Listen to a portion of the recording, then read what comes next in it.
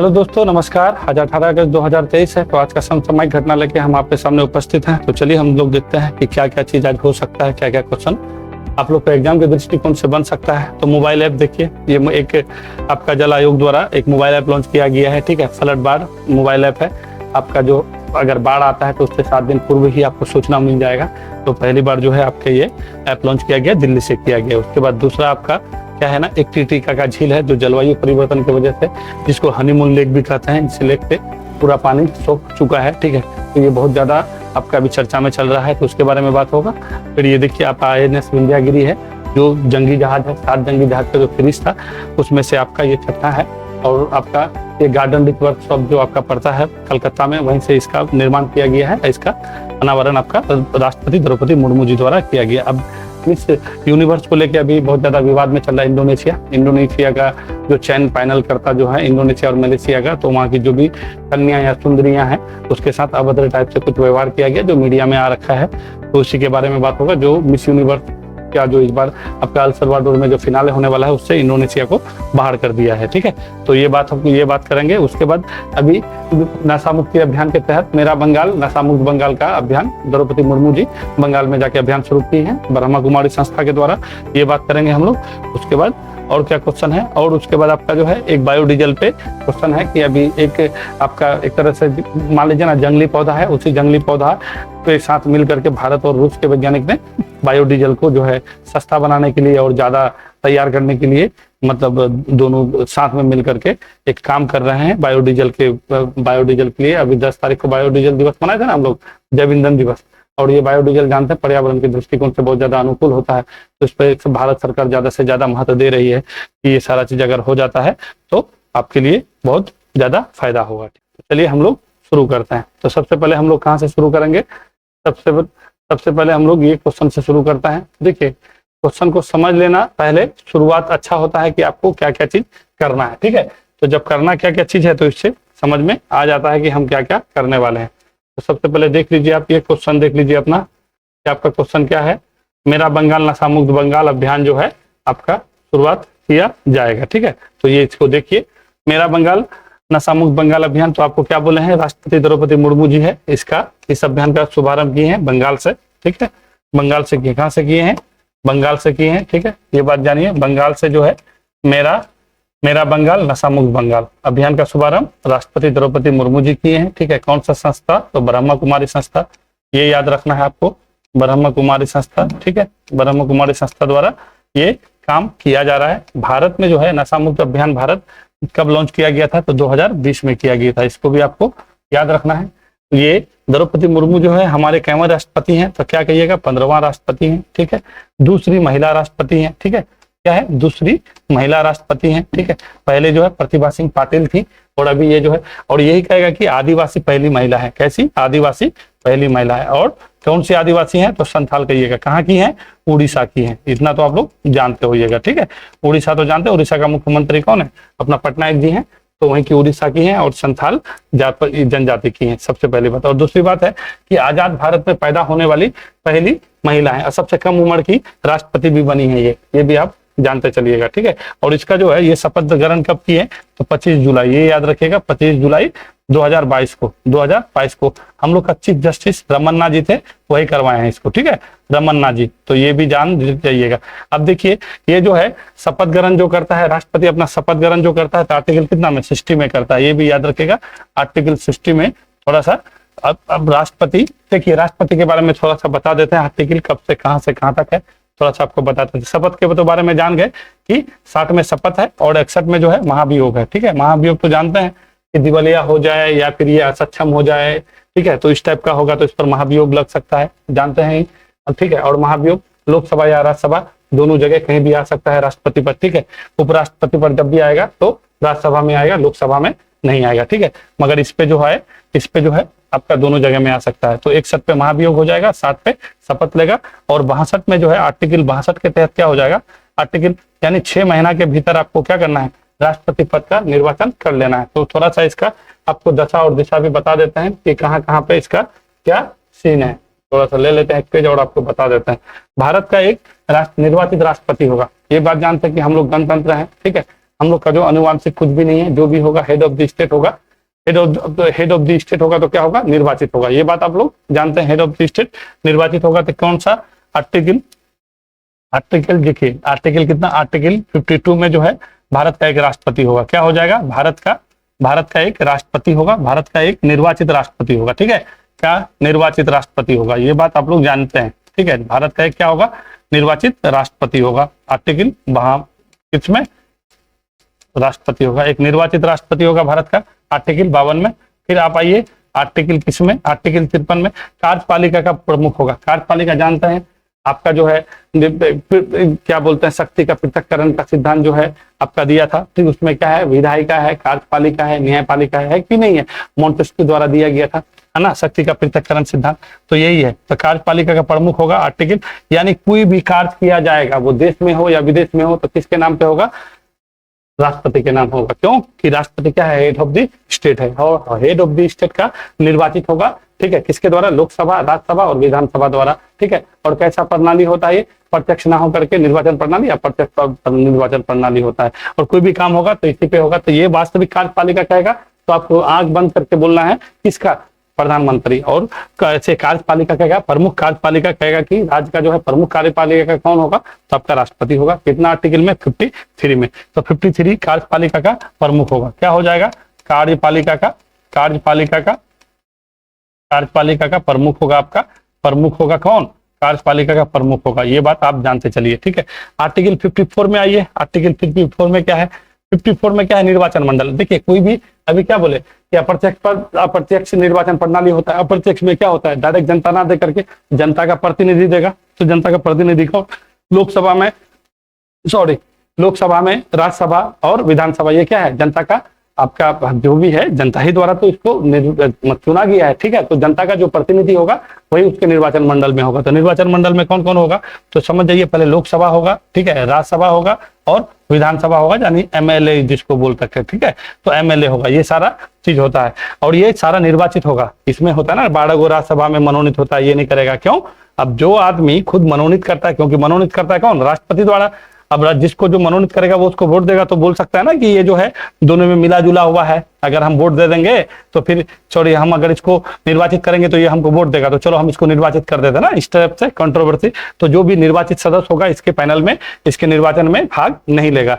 जो भी आदमी जो चुना जाएगा, ठीक है, आपका जो मनोनीत किया जाता है, मनोनीत सदस्य, इसके निर्वाचन में, राष्ट्रपति के निर्वाचन में भाग नहीं लेगा। ये बात जानते चलिए। ठीक है, तो लोकसभा का सदस्य, राज्यसभा का सदस्य और एमएलए, ठीक है, यानी विधानसभा का सदस्य हो जाएगा। उसके बाद 55 में क्या है, 55 का आपका निर्वाचन का रीति, निर्वाचन का रीति होता है ना, एकल संक्रमणीय पद्धति द्वारा होता है। ठीक है, निर्वाचन पद्धति 55 में। और 56 में क्या है, उसका कार्यकाल है। ठीक है, 5 साल का कार्यकाल होगा राष्ट्रपति का, 5 साल तक अपने शपथ ग्रहण से 5 साल तक रहेगा। अभी आपको बताया था ना, ये 25 जुलाई को करीब जो है तो ये शपथ ली थी। ठीक है, अपना द्रौपदी मुर्मू, और 15वें राष्ट्रपति बनी है। पहले राष्ट्रपति डॉक्टर राजेंद्र प्रसाद थे, है कि नहीं है।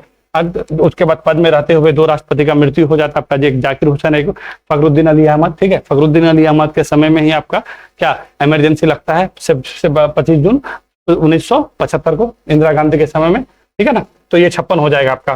तो 56 में क्या हो जाएगा, उसका कार्यकाल हो जाएगा। और 57 में कोई भी व्यक्ति दोबारा से राष्ट्रपति का चुनाव लड़ सकता है। चुनाव मतलब दोबारा से राष्ट्रपति बन सकता है, जबकि अमेरिका में ये प्रावधान नहीं है। अमेरिका में क्या है कि कोई भी आदमी राष्ट्रपति 2 बार से अधिक नहीं बन सकता है, वो कोई भी हो जाए। ओबामा इतना अच्छा राष्ट्रपति था, देखिए 2 ही बार में खत्म हो गए वहां से। मगर भारत में आप अनगिनत बार लड़ सकते हैं। ठीक है, फिर आपको बताई दिए तो 59, 60, 58, 59, अब ज्यादा कोई काम का है नहीं, बस इतना। आप 58 में आइएगा तो दशा और दिशा है। ठीक है ना, तो यही सारा चीज है, तो आप थोड़ा सा देख लीजिएगा। अध्यादेश जारी करेगा राष्ट्रपति 1, 2, 3 में। ठीक है ना, तो ये सारा चीज थोड़ा सा देख लीजिएगा। चलिए आते हैं नेक्स्ट क्वेश्चन पे।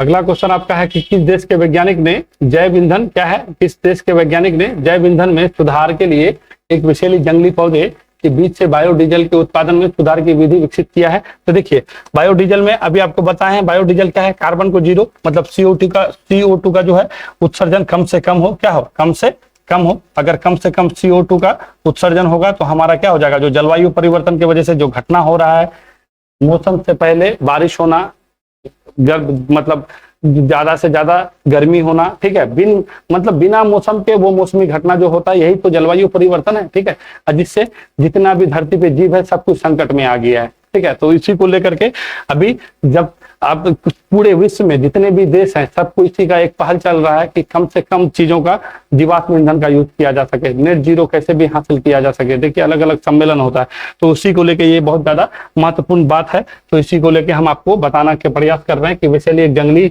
पौधा है, तो कहाँ के वैज्ञानिक ने इसको साथ में मिलकर काम कर रहे हैं, भारत और रूस का हो जाएगा। ठीक है। अब आपको बताए थे आज से कई दिन पहले 10 अगस्त को हम लोग विश्व जैव ईंधन दिवस मनाते हैं। ठीक है। रुडोल्फ डीजल जो है 1893 में सबसे पहले मूंगफली, किसमें, मूंगफली के बताया था ना कि मूंगफली जो है, मूंगफली के तेल से सबसे पहले डीजल इंजन चलाए थे। कहाँ के, जर्मनी के थे। इसके बारे में बताए थे आपको हमको। ठीक है। जर्मनी का राजधानी कहाँ है, बर्लिन है, जो स्प्री नदी के किनारे बसा हुआ है। ठीक है। तो ये बात आप जानते हैं। और यहाँ का जो है अब आपका एक होता है ना चांसलर, ठीक है, तो कौन है, ओलाफ सोल्ज है। तो उससे पहले आपकी कौन थी, ये अभी जो है यूनेस्को का जो आपका शांति पुरस्कार मिला हुआ है, ठीक है ना, देख लीजिएगा आप लोग। तो वही चीज है। तो यहीं पे मूंगफली से के तेल से चलाया था। तो इसको अभी भारत सरकार जो है 2024 तक यानी 2024-25 तक जो है इसका क्या किया है, लक्ष्य रखा है कि पेट्रोल में जो ब्लेंडिंग करेंगे यानी मिश्रण करेंगे 20% तक करेंगे। ठीक है। और 10% तक 2022 तक लक्ष्य प्राप्त कर दिए, जिसको हम लोग क्या कहते हैं, E20 कहते हैं, इथेनॉल 20। इथेनॉल का अगर फॉर्मूला पूछेगा तो C2H5OH मार दीजिएगा। ठीक है। ये आपका देखिए ये सारा आपका काम का चीज है, इसी वजह से आपको बता रहे हैं। ठीक है ना। ये हो सके आपको एग्जाम में पूछो कि अभी भारत सरकार इस पे बहुत ज्यादा, अभी देखिएगा गन्ना के लिए हो या गेहूं के लिए हो या फिर आपका ये होता है ना जो इथेनॉल जो निकालते हैं हम लोग, गन्ना हो, बाजरा, गेहूं हो, मक्का हो, इससे इथेनॉल निकाला जाता है। अभी किसान को बहुत ज्यादा इसमें सब्सिडी भी दिया जा रहा है, ज्यादा से ज्यादा करेंगे। बिहार में कई इतना इथेनॉल प्लांट लगा हुआ है। ठीक है कि नहीं है। हाँ, यहाँ पे एंजेला मार्केल नाम था उसका, याद रखेगा, एंजेला मार्केल। ठीक है। एंजेला मार्केल को जो है शरणार्थी का भी पुरस्कार दिया गया है यूएनओ की तरफ से, और यूनेस्को की तरफ से जो है शांति पुरस्कार दिया गया एंजेला मार्केल। इससे पहले जो है, अभी नहीं, पहले चांसलर था। और हाँ, ये भी हिटलर जो है जर्मनी का चांसलर का 1933 में बनता है और 1945 में आत्महत्या कर लेता है। तो जानते हैं आप लोग, है कि नहीं है। तो ये सारा चीज आपको हम बताने का प्रयास किए हैं। ठीक है ना। तो ये क्या हो जाएगा, जैसे रतन जोत है, जेट्रोफा है, ये सब क्या है, सब बायोडीजल है। ठीक है ना। ये सब क्या है, जैव ईंधन है। ठीक है ना। चलिए अगला क्वेश्चन में आता है। अगला क्वेश्चन मेरा क्या है, देखिए ये आपका है CO2 का कम से कम इमिशन होगा, है ना। CO2 देखिए बायोफ्यूल है, अभी 20% हम लोग लाते हैं 2024-25 तक CO2 कम करना है। अभी देखिए कल भी बता रहे थे हम आपको, ई बस सेवा शुरू किया है सरकार 100 शहर में। ठीक है ना। 10,000 तक बस चलाना चाहता है कि नहीं है। तो ये सारा चीज है। फिर अगला क्वेश्चन में आता है। अगला क्वेश्चन आपका क्या है, देखिए मिस यूनिवर्स के बारे में। मिस यूनिवर्स के बारे में अभी आपको बताएं कि मिस यूनिवर्स फिनाले कहाँ होने वाला है, अल सल्वाडोर। अल सल्वाडोर कहाँ है, तो क्या कहिएगा, ये सेंट्रल अमेरिका का पार्ट है। ठीक है ना, सेंट्रल अमेरिका में पड़ता है, समझे। तो सुनिए ये क्या है यहाँ का कहानी अभी, क्योंकि देखिए ये जो है मिस यूनिवर्स प्रतियोगिता 1952 से किया जाता है। ठीक है। 1952 से इसको कौन संचालित करता है, तो यूएसए यानी अमेरिका का ये इसको। ठीक है। कौन करता है, अमेरिका करता है। ठीक है। कौन करता है, अमेरिका करता है। ये बात जानते चलिए, अमेरिका सरकार इसका करता है संचालन। अभी क्या हुआ है कि ऐसा नहीं है कि पहली बार हो रहा है, ये 1952 से हो रहा है। तो कहने का मतलब ये है मिस यूनिवर्स का प्रतियोगिता जो हो रहा है, इस प्रतियोगिता में इंडोनेशिया में क्या हो गया ना कि जो इंडोनेशिया जो सरकार है, तो इंडोनेशिया में हो क्या गया था। देखिए ऐसा तो नहीं है कि सिर्फ अमेरिका का ही जो सुंदरी है वही भाग लेगा, पूरा विश्व, क्योंकि मिस लगा यूनिवर्स लिखा तो पूरा यूनिवर्स की बात हो जाता है कि धरती में भी और आकाश में भी, चारों बगल से, तो सब जगह का तो कैसे जाएगा भाई, ऐसे तो कोई लेगा नहीं। तो एक पैनल होता है और कोई कंपनी होता है। ठीक है। उसको दे दिया जाता है कि आप अलग अलग अपना आयोजन करवाइए, आयोजन करवा करके फिर आप यहाँ पे भेजिए। तो जो आपका इंडोनेशिया में जो इसका जो संचालन कर रहा था, जिसको दिया गया था, तो वहाँ के जो लोग जोड़ी जो में बैठते हैं, तो वहाँ की सुंदरियां का क्या रूम में बुला करके उसका जो है कपड़ा उतरवा करके, स्कर्ट उतरवा करके, उसका मतलब पूरा बॉडी चेक करता था कि ये जो आपका कहाँ पे कहीं कटा हुआ है, जला हुआ है, ये नहीं होना चाहिए, जबकि ऐसा कोई भी चीज इसमें प्रावधान नहीं था। ठीक है। तो इसको लेकर के वहाँ के मीडिया में बात चली, वहाँ की जो भी सुंदरियां हैं वो पुलिस में जाके शिकायत दर्ज किया और ये बहुत ज्यादा हाईलाइट हो गया। और हाईलाइट होने के बाद फिर बात फाइनली जो मिस यूनिवर्स जो कराता है वहां पे पहुंचा और बोला कि नहीं, इंडोनेशिया इस बार जो है आपका इसमें पार्टिसिपेट नहीं होगा। ठीक है। इंडोनेशिया नहीं होने वाला। तो इंडोनेशिया की एक पहली ही एक सुंदरी थी, ठीक है, जो इसमें पहले सेलेक्ट हो चुकी है, तो सिर्फ वही वहां पहुंचेगी, बाकी बचा कोई नहीं पहुंचना है। तो यहाँ पहुंचने वाली बात नहीं है। ये जो प्रतियोगिता विवादास्पद जो इतना पेपर में बात चला है, तो हो सके यहाँ से क्वेश्चन, और कई बार क्वेश्चन इससे पूछ भी चुका है, ठीक है, कि मिस यूनिवर्स। अब देखिए तो यहाँ पे कौन सा हो जाएगा, अल सल्वाडोर। अल सल्वाडोर राजधानी है सेन सल्वाडोर, ठीक है, अल सल्वाडोर का राजधानी सेन सल्वाडोर। अभी आपको हम दिखाते हैं अमेरिका के कहाँ किधर पड़ता है ये, ठीक है ना। तो चलिए अब आपको थोड़ा बताते हैं मिस वर्ल्ड और मिस यूनिवर्स का इतिहास भारत में। देखिए अब इतना बड़ा प्रतियोगिता है, ठीक है, 1952 से चल रहा है, तो भारत का भी तो बहुत अब फिल्म उलम देखते होइएगा आप लोग, ठीक है ना, एक से एक मेकअप चलता है। तो आपको थोड़ा दिखाएंगे कि भारत में इसका क्या स्थिति है, भारत कब कब इस यूनिवर्स में, मतलब ये वाला जो आयोजन होता है इसमें कब कब जीता है या नहीं जीता है, कितना जीता है। तो चलिए अब आपको हम बताते हैं इसके इतिहास के बारे में। तो सबसे पहले आपको हम क्या बोले हैं, सबसे पहले हम आपको बोले थे क्या कि देखिए सबसे पहले आपको हम क्या बोले थे कि ये जो है मिस यूनिवर्स का जो इतिहास है, मिस यूनिवर्स जो है 1900 कब से, सबसे पहले जानिए कि 1952 से किया जाता है। यहाँ पे मिस यूनिवर्स लिखिए और यहाँ पे मिस वर्ल्ड, और ये कब से, 1951 से, ठीक है। और इसको जो संचालन कौन करता है, इसको संचालन करता है यूएसए। कौन करता है, यूएसए यानी अमेरिका। और इसको क्या करता है, यूके, ठीक है, यूनाइटेड यानी इंग्लैंड। इसको लंदन में होता है, इसको लंदन के भी कह सकते, ठीक है, लंदन में होता है, यूके करता है। ये 1951। अब कहिएगा कि इन दोनों में बड़ा कौन है, तो इन दोनों में बड़ा कोई नहीं है, ठीक है। ये यूनिवर्स का बात करता है, ये बोलता है कि आप मिस वर्ल्ड बल्कि दुनिया तक ही है, हम क्या है पूरे ऊपर से नीचे तक है, मिस यूनिवर्स तक है। तो अब आप ही डिसाइड कीजिएगा कौन बड़ा है कौन छोटा है, मगर आप इसको समझते चलिए। तो सबसे पहले मिस यूनिवर्स में हम लोग के इंडिया में 1994 की बात है, ठीक है, 1994 की बात है, जो आपका सुष्मिता सेन जीती थी। कौन जीती थी, सुष्मिता सेन, ठीक है, सुष्मिता सेन जीती थी। और यहाँ पे एक कहावत भी है, बहुत ज्यादा फेमस हुआ था कि सुष्मिता सेन को जब वहां पे पूछा, उसको जब सेलेक्ट होता है तो वहां पे एक फाइनल राउंड चलता है, तो वहां पे एक क्वेश्चन पूछा जाता है कि इतिहास का कौन ऐसा घटना है जो अगर आपको मौका दिया जाए और उस मौका में जो है आप उसको रिवर्स फिर कर सकते हैं। तो ये पहले ये जो है सुष्मिता सेन वहां पे बोली थी कि इंदिरा गांधी का हत्या। और ये जवाब सुन करके वहां का जो जूरी पैनल लोग थे बहुत ज्यादा खुश हुए और फाइनली इसका सिलेक्शन हो चुका था, मतलब हो गया था, ठीक है। तो ये सबसे पहले सुष्मिता सेन आपका 1994 में आपका हुआ। उसके बाद 1994 के बाद आप आ जाइए डायरेक्ट, और बीच में किसी का नहीं होता। फिर आपका 2000 में लारा दत्ता, ठीक है, 2000 में कौन करती है, लारा दत्ता, अपना लारा दत्ता है ना, वही लारा दत्ता, ठीक है, लारा दत्ता हो जाएगा। फिर उसके बाद लारा दत्ता के बाद अभी हरनाथ सिंह संधू 2021 में हुआ, ठीक है ना, हरनाथ सिंह संधू। ये 3 आदमी अब तक इंडिया में आपका मिस यूनिवर्स बनी है। अब मिस वर्ल्ड में आइए। मिस वर्ल्ड में सबसे पहले 1966 में आपका रीता फारिया। कौन थी, रीता फारिया रही है सबसे पहले 1966 में। फिर 1994 में ही आपका 1994 में आपका ऐश्वर्या राय थी। कौन है, ऐश्वर्या राय थी, ठीक है, ऐश्वर्या राय थी। फिर 1997 में आपका डायना हेडन बनी थी, ठीक है, डायना हेडन जो है आपका बनी थी 1997। फिर 1999 में आइएगा तो युक्तामुखी बनी थी। कौन बनी थी, युक्तामुखी, ठीक है। ये सब तो आप लोग फिल्म उलम देखते तो जानते होइएगा, ठीक है। फिर 2000 में आइएगा तो 2000 में आपका ये प्रियंका चोपड़ा बनी थी, ठीक है, प्रियंका चोपड़ा, ठीक है ना, प्रियंका चोपड़ा। फिर आप आगे बढ़िएगा तो आपको मानुषी छिल्लर दिखेगा, वो 2018 या 17 में बनी थी, ठीक है, देख लीजिएगा 17 में ही बनी थी, ठीक है। ये मानुषी छिल्लर है, ठीक है, कौन है, मानुषी छिल्लर है, ठीक है ना, मानुषी छिल्लर है। तो ये हरियाणा की थी ये इतना अपना इंडिया की जीती है, ठीक है ना। अब ये देखिए, अब इसके बारे में, ये यूके द्वारा संचालित होता है, ये यूएसए द्वारा। अब और एक इसमें आता है, ठीक है ना, एक इसमें और ये आता है, मिस अर्थ आता है, ठीक है, मिस अर्थ जो है फिलीपींस द्वारा संचालित किया जाता है, फिलीपींस द्वारा संचालित होता है, ठीक है। और ये देखते ये सब जो है ग्रैंड फिनाले इस वजह से किया जाता है कि सुंदरियां जो है इसको एक तरह से ये सब अगर जीत जाइएगा तो साल भर आपको सारा चीज फ्री दिया जाता है, रहने के लिए घर दिया जाता है, आपका आने जाने का खर्चा दिया जाता है, फ्लाइट फ्री, जितने भी ब्यूटिशियन प्रोडक्ट है सारा।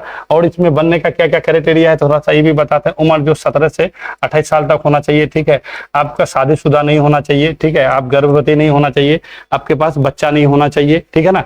तो ये सारा इसका क्राइटेरिया है, ठीक है।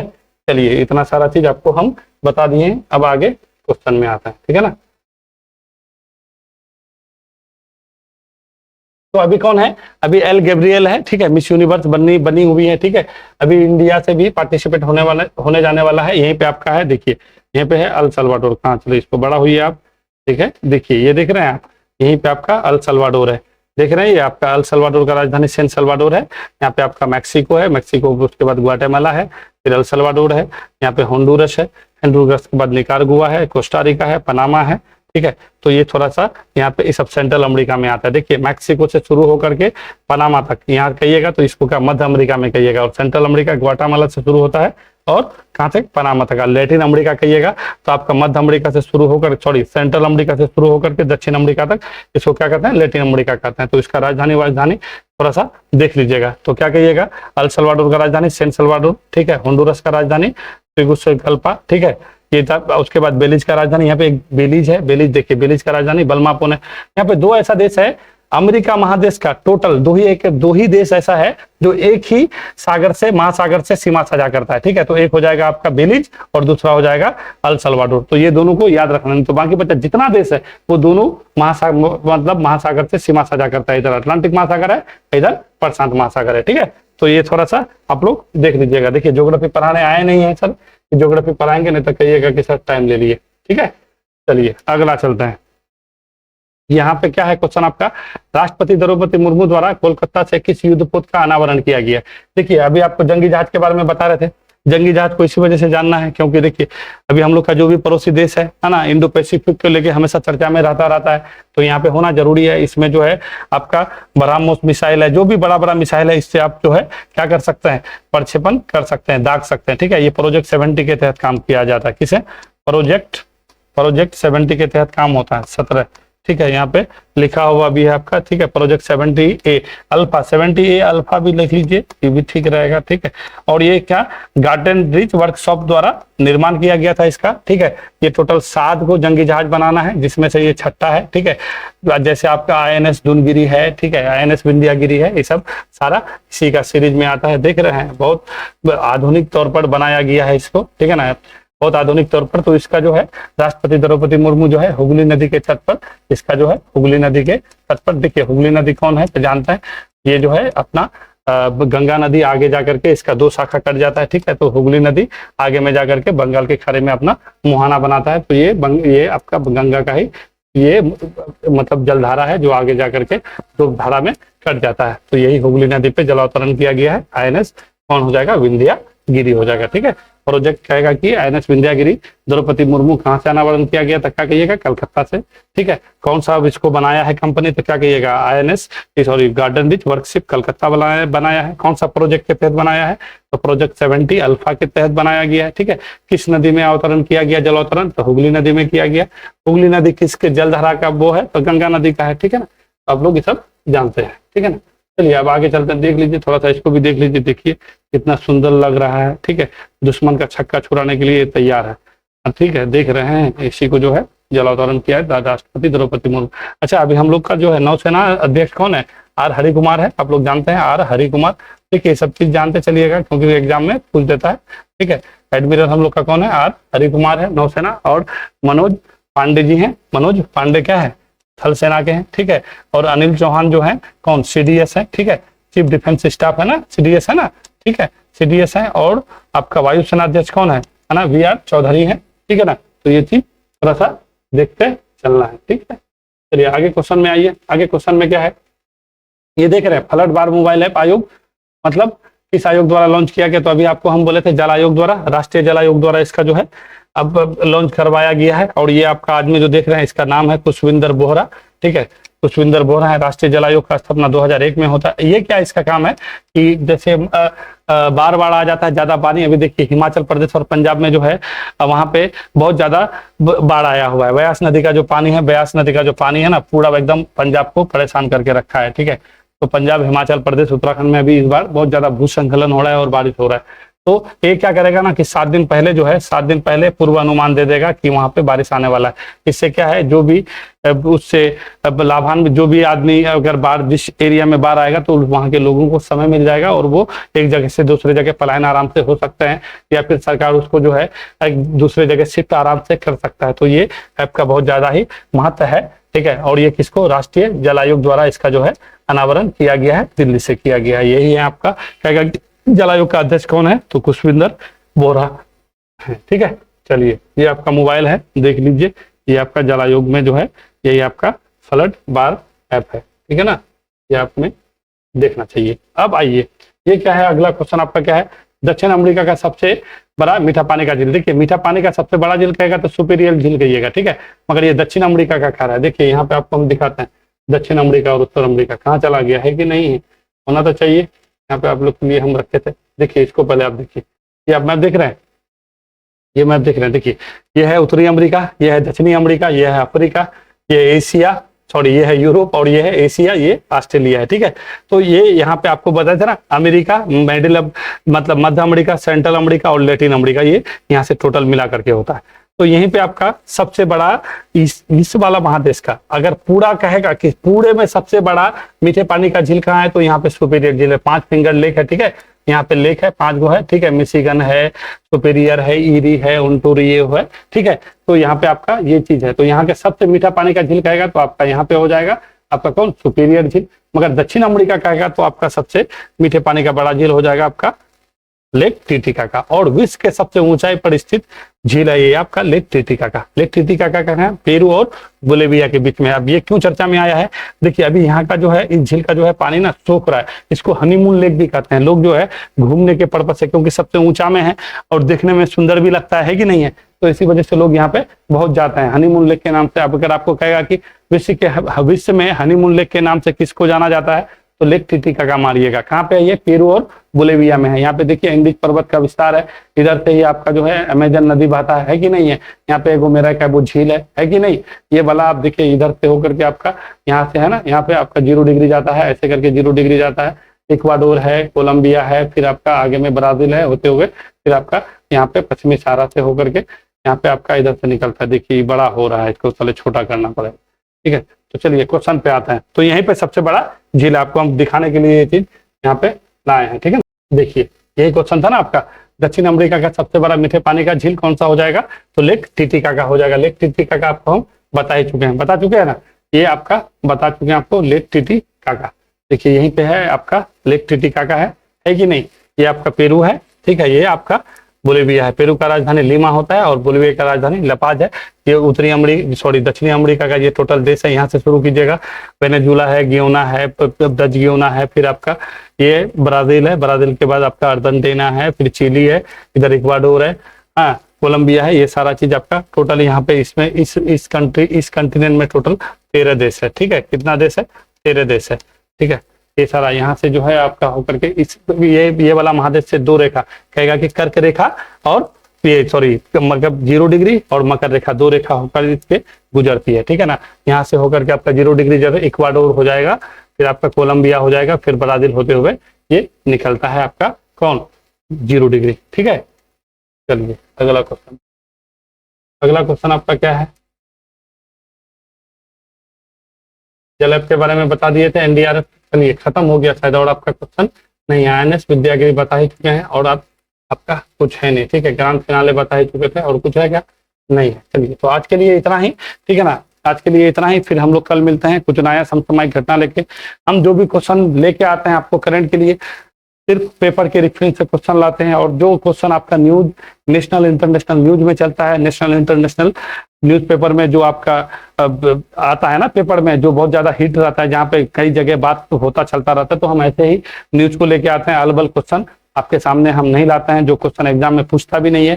फालतू का ज्यादा पढ़ने से ज्यादा एग्जाम में आ नहीं जाता है। क्वेश्चन पढ़ना चाहिए सोच समझ के कि कौन सा मेरे लिए महत्वपूर्ण है, और उसके आगे पीछे की चीज को जानिए, क्योंकि जब भी आंसर बनाता है तो ऐसे ही बनाता है, ऐसा नहीं है कि टू द पॉइंट पूछ लेगा। अभी जैसे मिस यूनिवर्स के बारे में बता रहे, तो मिस यूनिवर्स में बहुत कुछ, आप ऐसा नहीं कि सिर्फ ये पूछेगा कि मिस यूनिवर्स में कहाँ पे लफड़ा चल रहा था इंडोनेशिया, ये नहीं पूछेगा। मिस यूनिवर्स कहाँ हो रहा है, मिस यूनिवर्स कब हुआ है, भारत में कौन पहले मिस यूनिवर्स बनने वाली है कि नहीं। अभी जैसे आपको हम आईएनएस विंध्यागिरी के बारे में बताए थे, तो आपको जंगी जहाज के बारे में पूछ सकता है, क्योंकि जंगी जहाज चाइना के साथ देख रहे हैं कि वो लोग जो है हम लोग का इंडो पैसिफिक को लेकर के हमेशा चर्चा में रहा जाता है, ठीक है ना। एक अलग ही ट्रेड वार शुरू हो गया है, ठीक है। वो लोग दक्षिण चीन सागर में अपना प्रभुत्व स्थापित किया है, और हम लोग वियतनाम के साथ अभी थोड़ा मोड़ा कुछ जहाज वहाज दे रहे हैं, तो वहां से भी थोड़ा मामला डेंस हो रखा है। तो ये इंपॉर्टेंट चीज है। अभी पेरू बोलिविया के आपको जैसे यही हम बता रहे हैं, टिटिका का जो इसका देखिए क्या महत्व बताते हैं। जलवायु परिवर्तन हो रहा है, आपको मालूम है कि अभी 1.5 डिग्री सेल्सियस तक कम करने की बात हो रहा था, बट कुछ हो नहीं रहा है, हो रहा है नहीं हो रहा है। अलग अलग सम्मेलन हो रहा है, सारा पूरे वर्ल्ड में जितने भी देश हैं सब कोई ना कोई पहल कर रहा है, ठीक है। विकासशील देश का अलग मानना है, विकसित देश का अलग मानना है, तो ये सारा चीज हो रहा है। तो जो भी क्वेश्चन हो, क्वेश्चन का इंपोर्टेंस होना चाहिए कि कहाँ पे क्वेश्चन हम पढ़ रहे हैं। अभी आपको बता रहे थे जल आयोग के बारे में, जल आयोग के बारे में जो आपको बोहरा जी जो ऐप लॉन्च किए हैं अभी हिमाचल प्रदेश में और पंजाब में, व्यास नदी हो या वो जो नदी जहाँ पे भी रावी हो, व्यास है, सतलज है, ये सब नदी का जो भी पानी, ये बहुत ज्यादा वहाँ पे बहुत कपूरथला से लेकर नीचे तक ये पूरा एरिया गड़बड़ हो रखा है, ठीक है। वहाँ पे भूसंकट तो 7 दिन पूर्व अनुमान देगा। तो ये सारा चीज थोड़ा सा क्या होता है ना कि ये आपका लाभान्वित लोग ज्यादा है, चीजों को ज्यादा, ये बहुत ज्यादा इंपॉर्टेंस हो जाता है। तो यहाँ से क्वेश्चन, क्योंकि कोई भी आयोग है, क्वेश्चन कहाँ से बनाएगा, वो ऐसा नहीं है कि अलबल कोई भी क्वेश्चन उठा लेता है, वो चीज को देख करके कि हाँ ये क्वेश्चन बनना चाहिए, ये क्वेश्चन नहीं बनना चाहिए, तो उसी हिसाब से कुछ भी पढ़िए, एक उसका अच्छा रेफरेंस हो। ऐसा नहीं है कि कुछ भी पढ़ ले रहे हैं, कुछ भी पढ़िएगा, जितना पढ़िएगा उतना कम पड़ जाएगा, पढ़ते रह जाइएगा, ठीक है कि नहीं है। चलिए, तो आज कल फिर मिलते हैं कोई नया सीरीज लेके और एक नया समसामयिक घटना लेकर के। वीडियो देखने के लिए शुक्रिया, फिर मिलते हैं कल।